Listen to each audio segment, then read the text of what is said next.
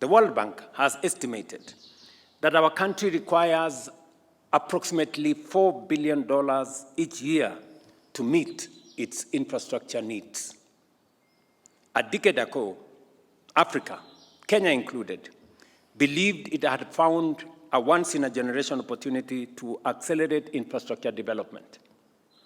Global interest rates were historically low following the global financial crisis. The China's Belt and Road Initiative opened new sources of infrastructure financing. But we did not fully anticipate the risks of relying so heavily on sovereign debt. And certainly, none of us could have foreseen the shocks that would soon follow: the COVID-19 pandemic and the global economic and financial turbulence that came in its wake.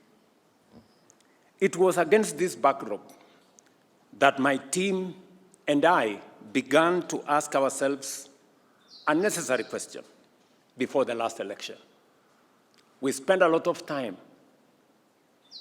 a year before the last election, and we asked ourselves, how would Kenya continue investing in the infrastructure required for our development, while at the same time stabilizing our economy, responding to all the other challenges that come with it, and navigating the aftershocks of pandemics?